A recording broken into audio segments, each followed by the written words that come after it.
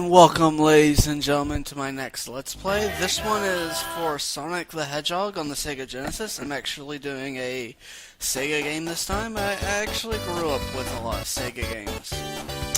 The Genesis was my first console, and actually this was the first game I ever played. So, you know, go figure. This is pre-recorded footage. I was kind of doing kind of a quasi-speedrun. So you'll notice me using a lot of techniques I wouldn't exactly recommend to people playing for the first time. You don't need to do all the stuff I'm doing. I'll try to explain a lot of little things, like basically that double jump to the loop. When it comes to loops, you can jump to the bottom and hit the ramp, and you'll like hit max speed instantly. You'll see it a couple more times in this playthrough as we go along. Anyway, basic rules of a Sonic game. You collect rings. If you get hit without rings, you die. If you get hit with rings, you stay alive, but you lose all your rings, but you can easily grab them back. You get 50 rings at the end of an act, and you go to a special stage where you can get a Chaos Emerald. Chaos Emeralds, all they do is they give you the good ending. If you don't care about that, then there's really no reason to go after them. I'm getting them for the sake of completionism, as you know, 100%. Gotta get that 100%. But the first one's pretty easy, but some of these special stages can get kind of difficult. Because the way the levels are constantly spinning, it makes it difficult to really focus on what you're trying to do at the moment. And that's 1 out of 6. Later games will add a 7th, but you actually get something from the 7th. This particular trick I'm doing here, I wouldn't recommend to a first time player because you can easily kill yourself on those spikes. Because you won't have any rings at that point. Anyway, also don't recommend jumping like that. That's incredibly reckless. Like I mentioned, this was kind of a quasi-speedrun. I ended up recording, and I figured, why not use this footage for a Let's Play? And I easily made my way through Act 2. Don't be, if you're like new to this game and you're wondering how in the world I'm getting through levels this quick, don't worry about it. You don't need to beat each level in 20 seconds to play this game. You can take it at your own pace. There's really nothing wrong with that. Anyway, we're special stage number 2. This one's a little bit trickier, but it's not impossible. Sometimes in these special stages they'll have like rows of rings, they'll kind of point you in there you want to go. Obviously, those red spheres that say goal, you do not want to touch those. You'll instantly lose the special stage.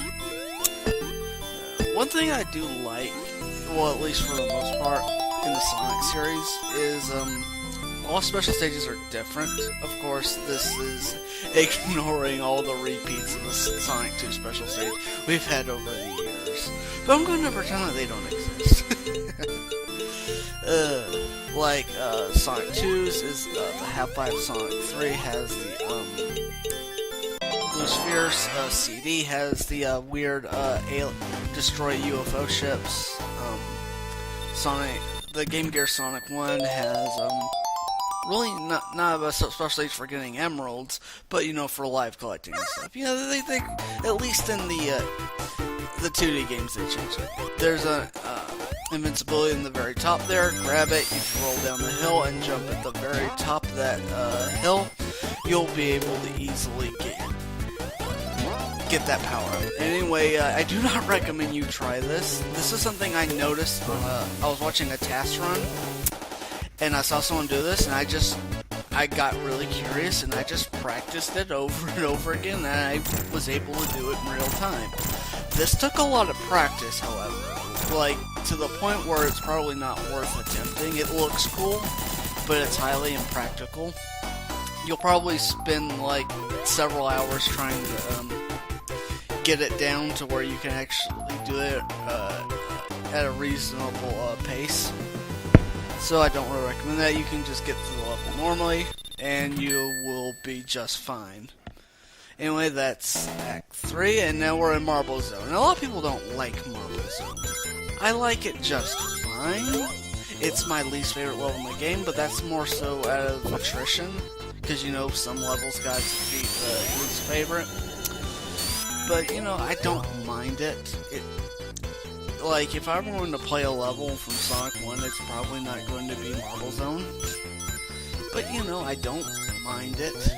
I don't loathe its existence like a lot of people do. There's actually a weird glitch. Yeah, I just demonstrated it right there. You can clip through that. It's not very well known, because I actually recently found out you can do that. And I was basically trying to speed up to that section.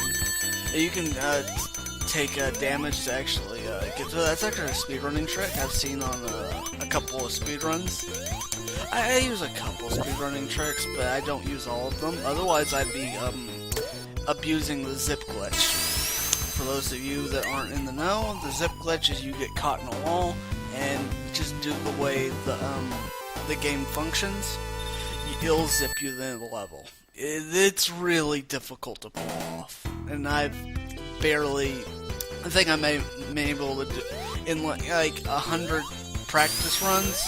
I might be able to do it like once or twice. So yeah, there's a shield in the top right if you want it. You don't necessarily need it, but it's there.